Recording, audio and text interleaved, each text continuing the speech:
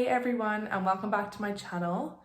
Today we're going to be talking about the things that you need to know when you're starting a side hustle in terms of how to get started and how to come up with ideas. So this is just the first kind of step in creating a side hustle, and it's based on this book called Side Hustle by Chris Guillebeau.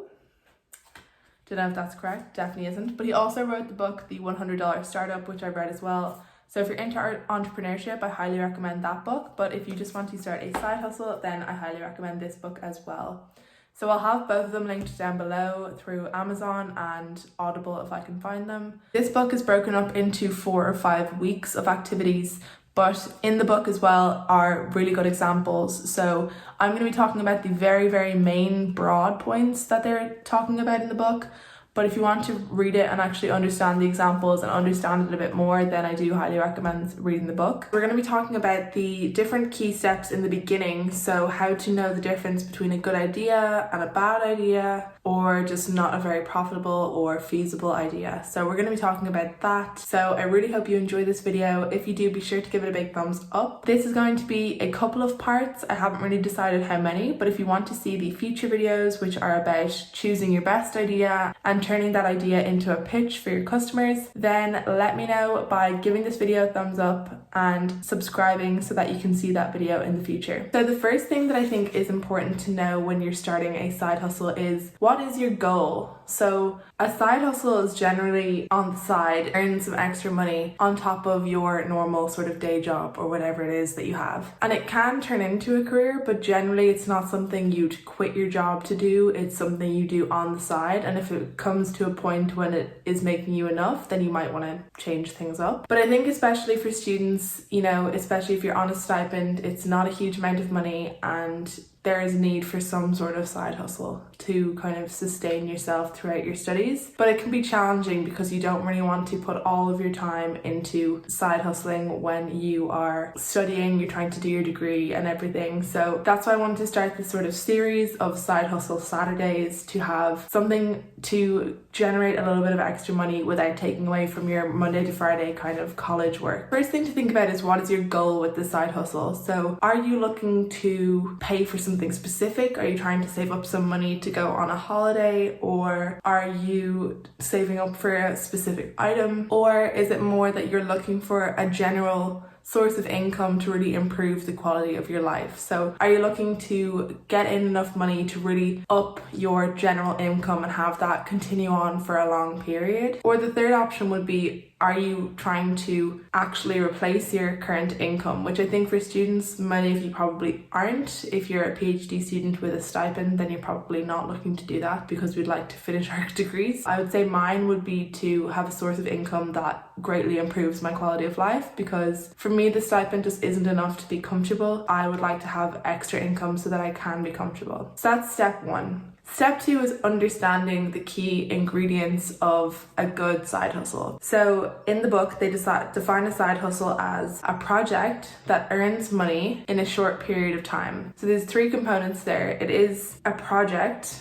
and it earns money, and it's a short period of time. So in terms of the project, you want it to be something that makes sense in its own right. So they say that you want to be able to describe it in one sentence or a couple of sentences. Otherwise, it doesn't really make sense as a product or as a service. If you can't explain that to people, you're not going to be able to get anybody to want to purchase it. So being able to explain it makes it a good project to work on, because otherwise you're making something that people don't want, or you're providing something people don't need. And then in terms of earning money, you need to have a clear sense of how you're going to earn money with this side hustle. You can't really just be starting a project saying that you're going to make this or that and then not have any understanding of how you're going to get paid. Tons of services at the moment, like things like Etsy, if you were looking to sell handcrafted things, that, you know, that service is there already and there's already a built-in way to get paid. But then if you're thinking of starting your own thing and you don't have a clear sense of how you're going to get paid, then, you know, that's not necessarily going to be a very feasible side hustle. We want it to be feasible in terms of being a good project. We also want it to be profitable in terms of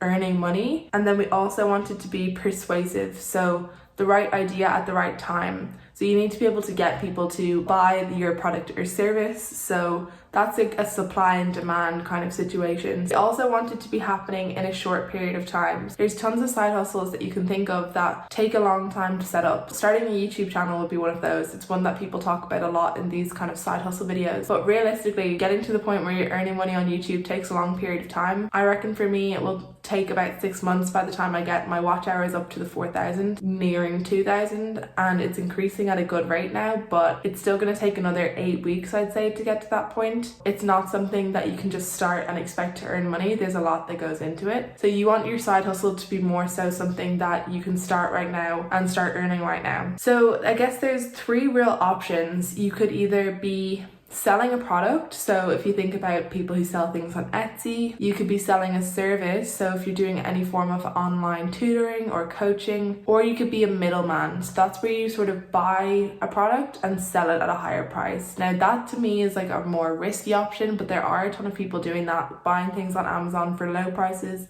and then selling them at the higher prices. But in the book, they talk about the difference between starter level ideas and next level ideas. So there will be some sort of constraint with your side hustle in terms of how much time you put into things. Starting a side hustle that is very much constrained by the number of hours you put in means that your income is going to be constrained, whereas you'd like to be at a point where your income is scalable. So the example they give in the book is a starter idea would be driving for Uber, but a next level idea would be coaching other drivers. Now obviously at this time, I don't know if you can even drive for Uber right now, but that's just the general example of starter ideas versus next level ideas. So once you kind of understand the main things that make up a good side hustle, now is a good time to start thinking about some ideas. There are a ton of different ideas, and I think a lot of them, I tried to come up with a lot that I think would suit PhD students specifically. The ones that I was thinking were selling things on Etsy. I know that's not going to be something everyone can do, but I think generally there's something everyone can make, and I think Etsy is a great place to do it, as long as it's something that doesn't take you a huge amount of time just to make, because you don't want to be spending hours and hours making something that people don't want. So that's one option. Online tutoring would be another option. So if you're doing a PhD, you're generally pretty skilled in a specific subject, so doing online tutoring,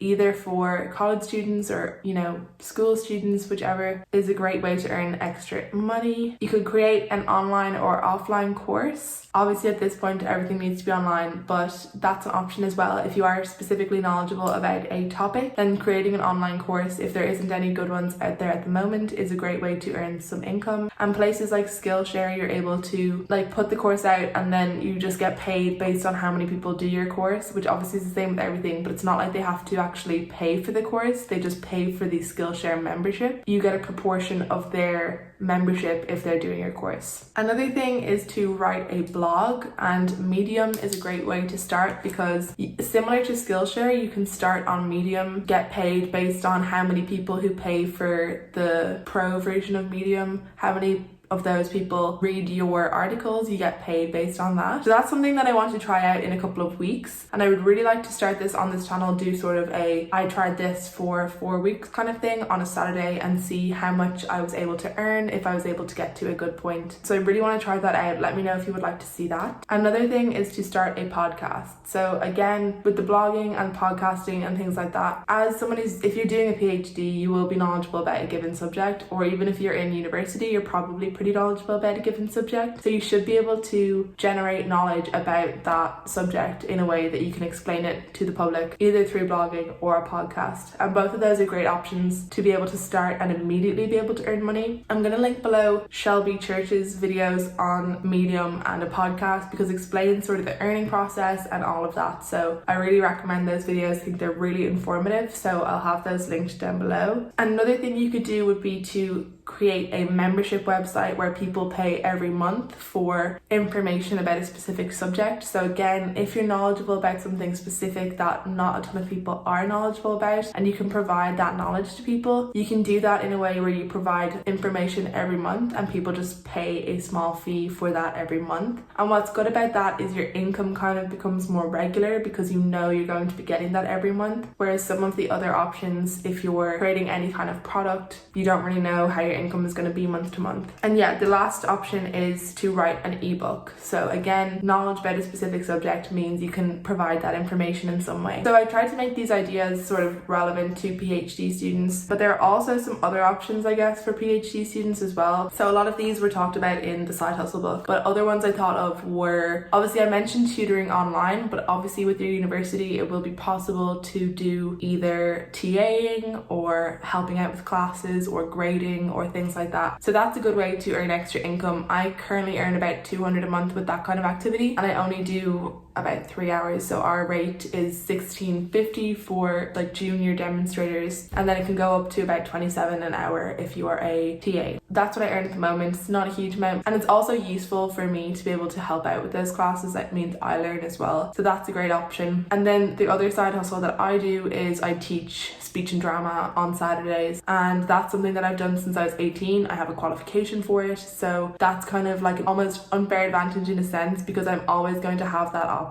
So I make about 800 a month with that. Those are my main two at the moment, but the classes will be finishing up at the end of May, so I want to replace that 800 a month with one of these options, hopefully. That's what I'm trying to do on this channel, kind of share how I'm going with all of those things. So if you want to see those videos, be sure you do subscribe. And as well, another option for PhD students would be to do a side project in your university. It kind of depends on your university. Mine has a ton of research all the time, so there will always be something you can kind of work on. I know for us, if you do like a day's work a month, it's 300 a month, so 5 days a month is 1500 a month kind of thing. 5 days a week for a whole month is 1500. So if I was to just do a side project on a Saturday, I could get 300 a month for that. Another option is any kind of competitions. So I'm participating in a startup competition in May, June, so that's going to generate some income, somewhere between 500 and 2,500 depending on how well I get on. So that's another option. There's also different academic competitions. For me, there's a ton of programming competitions. There's also scientific communication competitions. So participating in those kinds of things is a way to potentially earn some extra money, but obviously it's very hard to know, like you're not guaranteed to win, so you're not guaranteed that income, but still an option. We've generated a ton of ideas. The next thing that you need to do is pick 3 of those ideas that you think you could do,